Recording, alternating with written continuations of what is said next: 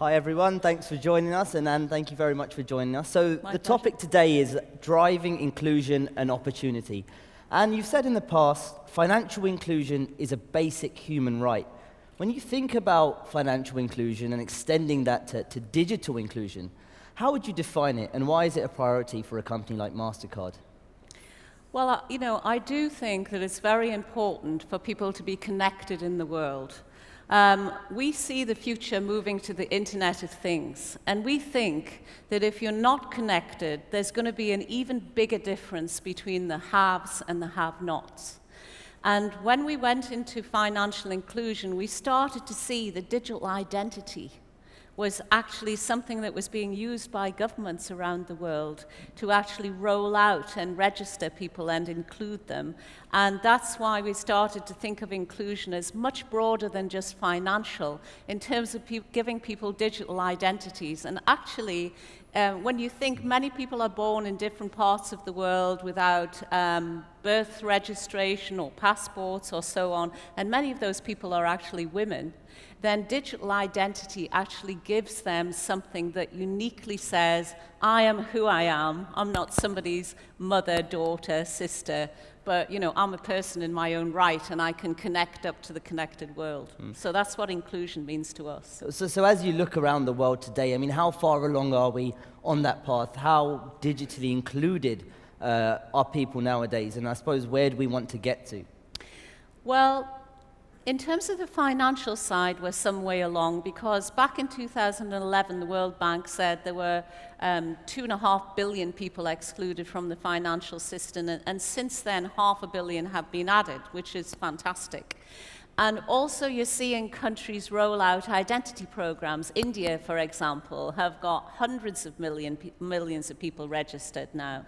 Nigeria is starting to do that. So that's definitely happening. And of course, you've got the advent of the mobile phone connecting up, many people on the planet. So I think we're some way along, but there's still a long way to go. So as you see it, what are some of those challenges, some of the barriers to get people digitally included?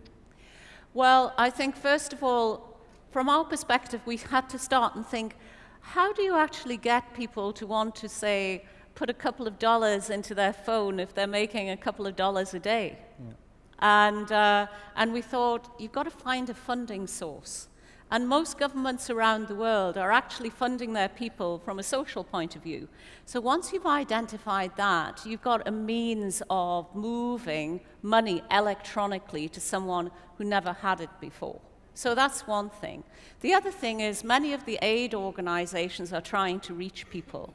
And so, for example, UN Women are working with us in Nigeria to say, let's help the Nigerian government actually register women. And they're giving them $1 million to register 500,000 women there as part of the effort. So it's connecting up the NGOs, the telcos, the governments, and quite a lot of the local technology companies. So it's all about partnership. So talk to me a little about some of the steps you're taking as a firm. You talked about partnerships. Who are you partnering with? What kind of initiatives have you got ongoing to kind of get more people involved? Yeah. So I've mentioned partnerships with governments, but obviously we have a huge network of banks across the world. 27,000 banks are connected to us. They're very big players in the ecosystem. I've just been to Africa myself, down to Tanzania, and we're working with one of the big banks there to actually connect up to the farming community, to actually allow a farmer to be able to sell their produce direct to a buyer online. And be able to do that through their mobile phone, get a quote, for example, for the price of sunflower oil, and have some means of moving the money electronically. So we're working with the local entrepreneur who's the buyer, the farming community, the telcos, and the bank to actually make this happen. And it's all being designed. The system's been designed in our labs in Kenya. And the labs were opened in Kenya with the Gates Foundation. Yeah. So with the idea that we could start labs that would develop products for people that are earning, you know, a couple of dollars a day, actually designing products in Africa. So all of those things come together, very exciting. So you mentioned the smartphone, the mobile phone, some of the ways of digitally, you know, moving money around. Yeah. As you look at the future, when it comes to digital inclusion, what are some of the most exciting pieces of technology for you that you see are going to enable this process? Well, you know, first of all, we're starting to see things that you need in life to make you feel secure, such as authentication, but authentication happening in a way that's fun or interesting or easy for the population. So, for instance, being able to authenticate yourself by effectively just taking a selfie. I mean, that's gone like wildfire in the trials that we've done in the Netherlands and the US, because people apparently, and you and I were talking about this, people love taking selfies, so they see it as a fun thing rather than, oh my goodness, I've got to put my PIN number in, I've got to remember my passport. So some of the things that enable the technology are fun. Other things like, you know, the Internet of Things, being able just to order a BMW car in London, you know, be able to pay for that on your Mastercard, be able to open the car door that way. Ultimately, you want the car to use its GPS system to be able to find a parking place for you, to be able to pay for that parking place without having to worry about that. All of these things happening seamlessly in the background. That's sort of part of the Smart Cities initiative that we're thinking of. Sure, and how do you see that developing? What are going to be, over the next kind of 5 years, some of the key developments in that? And then where do you fit into all of those developments too? Well, on the Smart City side, I really think that it's about, as people are moving into urban areas, they want to get up in the morning and live their life in a very easy way and move around in a very easy way. And public transit is the first area that we think of, because when people start to try and adopt something, if you create something that is really useful to them in their everyday life, they adopt it quickly. So, for example, bringing the London Underground up to be contactless. So now people don't have to fumble around with change or buy a closed-loop Oyster card. You can just go through with your debit or credit card from anywhere in the world, as long as it's contactless. And by the way, when I say anywhere in the world, we're seeing 35 different currencies a day being regularly used in London. So it means those 17 million people who are flying into London every year are just adopting this technology. So it's things like that that actually make a city great to move around in. And also I want to talk a little bit about, you know, we're talking about digital inclusion, but how far off are we from total digital inclusion? Actually, can that point ever be reached, in your opinion? I think the point can be reached for sure, and I think that, you know, there's a lot of people that want to make this happen, whether it's Google or whether it's Facebook or whether it's, you know, WeChat in China or Alibaba, or there are many big, Rakuten in Japan, many big companies around the world all working together to try and get this inclusion to occur. And as I said, if it's something that governments espouse and they feel that it's good for their population, then you have big drivers in the domestic economies that can make something happen. So I think it could get there. You mentioned some of the big technology companies, you know, initiatives in some emerging markets. Yeah. How key are those going to be? Things like Google's internet projects in some of the economies, and Facebook's internet projects too, with drones. How important are those going to be? And then you Mastercard partnering with them to bring new financial technologies to some of these markets? I think they're very important because, you know, it's not just for the financial side, but it's things for education and health and welfare and so on. People want information. People want to be connected up to communicate with each other around the world, to talk to each other about what's happening in their own countries and to understand what's happening elsewhere. And I think adoption is driven because of that. What we bring to the party is we built a network that connects up so many things around the world, and we can connect into other people's technology. You've seen us connect in with Apple Pay. Apple uses our rails to and visas and so on to actually be able to make payments, because it doesn't make sense for them to design the payment infrastructure. It already exists digitally. So definitely this connectivity is a huge thing and very important. And when it comes to digital inclusion, which countries do you see as being kind of the most advanced on this path, and who's been doing, I suppose, the best work or the most interesting work in this area? Well, it's interesting because, people think inclusion's often a developing market problem, but actually I think it's much worse to be excluded somewhere like Europe, and I think over 90 million people are excluded from the financial system already in Europe, and it may be higher than that now with the transient population caused, from the refugee crisis that we've got. And if you think about Europe and you think about, buying yourself a railway ticket, if you can buy a week early or a month early online, then you're going to pay a lot less. But as the nearer the date you get, and if you actually show up physically in person and pay cash, chances are you'll pay absolutely full price for that ticket. So being financially excluded in the developed world, where there isn't really a barter system in place, is actually somewhere that is very difficult. So I would say some of the places that we've advanced in Europe are places like Italy, which had a high unbanked population, considering the whole population in Italy, and the Italian banks got together and created a prepaid solution that basically allowed people to just transact on a card. It's like a light bank account, if you like, but it was solving the problem. And we've talked about digital payments, contactless payments, and one buzzword associated with this is cashless society. So, we heard earlier that Copenhagen is becoming a very cashless city. So, how far are we away from becoming a completely cashless society, either in Europe or globally? And where are some of those markets where you see that happening very quickly?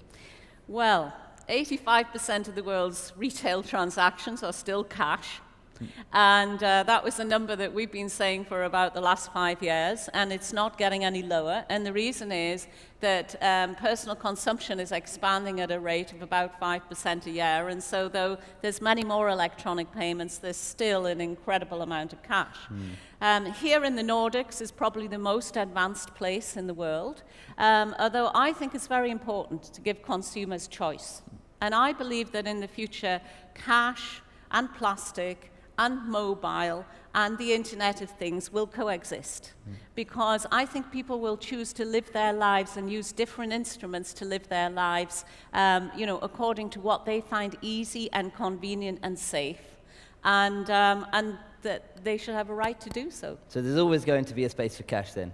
I think there could be. Right. And Anne, I want to just quickly move on as well to your own experience. You've jumped through many different industries, you've worked your way up, and a lot of that has been, as a woman in some very challenging industries which have had bad raps for gender inequality. So how has that experience been for you? I mean, what kind of changes have you seen, particularly in the finance side of things, when it comes to gender equality? Well, I think that we're seeing more and more women entrepreneurs come up around the world, but I think that it's still not easy for women to get access to capital. And I hope that improves. Obviously, the whole number of women on boards has increased, especially in countries that have had quotas, especially in places like Northern Europe, so that's been helpful.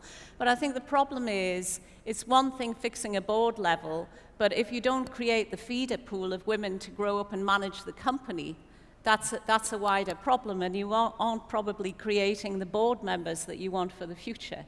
And I think that it's up to all of us to try and take positive action to change that. So one of the things that I've been doing personally in my company is I've been looking at all the positions that are senior business leader and above. It's a certain level inside the company. And I've been saying, I'd like to see the list of candidates, the candidate slate. And I would like that slate to include at least one woman. And since I did that, I started doing it 6 months ago.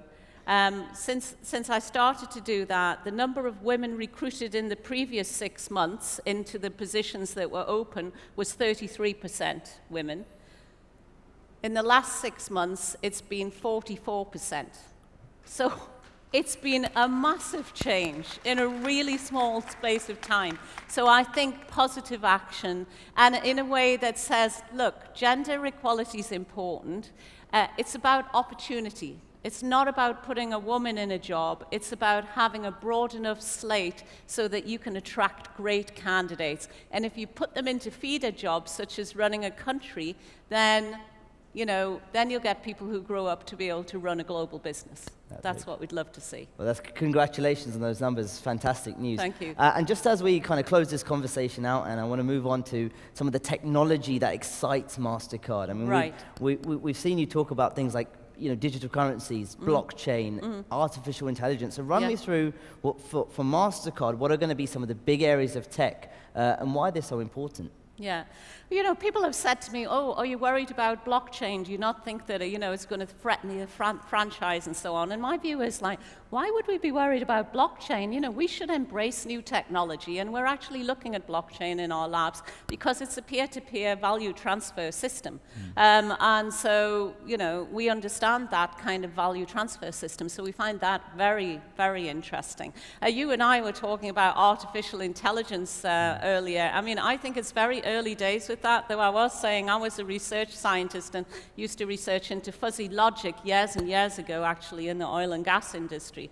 And, I can see the roles that artificial intelligence can play in many different areas of life. And one of the things we think at Mastercard is, we build labs all over the world, and we attract people who don't just come from the payment industry, but come from all sorts of different walks of life and different technological backgrounds, with the idea that we'll incubate and we'll take every opportunity to look at the latest and best things out there, and we'll provide open API to the development community to be able to build things on top of our platform. So that's definitely the way that we're thinking, that we've got to be as open and as broad as possible in order to build the future. And I just want to drill into a couple of those topics quickly. I mean, blockchain, just want to go back to that first and we'll move on to the AI side of thing.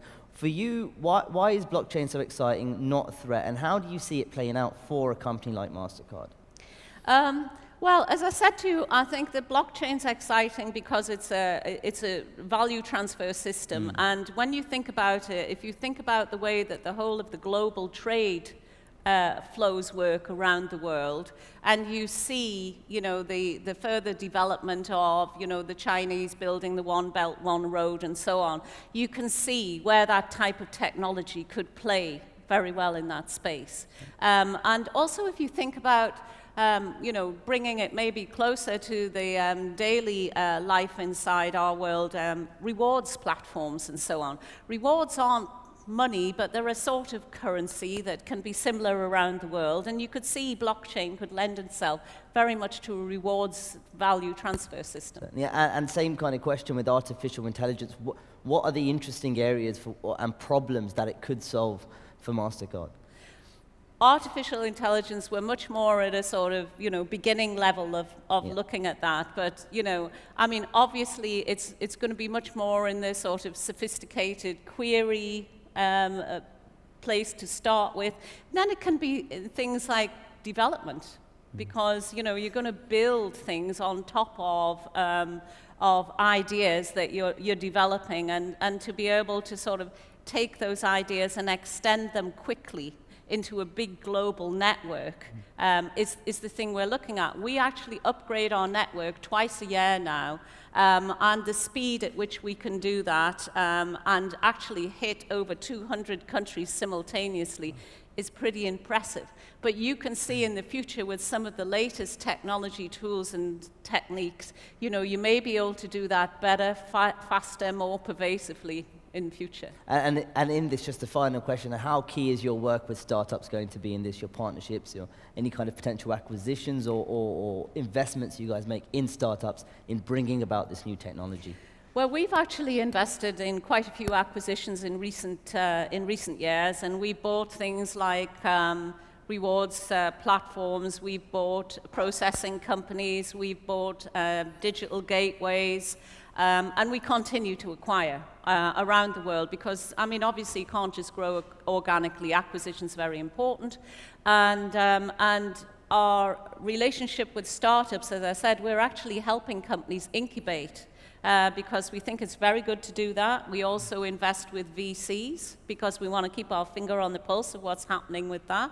And you know, we're very open to talking to startups all over the world. I mean, we're constantly looking at what's the latest technology people are creating, where does it fit in our world. For example, we invested in NEMI, that wristband that sort of does a persistent authentication through your ECG, that's the type of thing we're interested in. That's great. Thank you very much. And just a couple of key takeaways then. Digital inclusion has made great strides, but there's still a few more steps to be taken in that, and there's a lot of progress being done by Mastercard and others for that. And some of the interesting technology that Mastercard's very keen on, blockchain, for example, artificial intelligence. So we're going to wait and see how Mastercard and others adopt this technology. Thank you so much for joining us today. Thank you.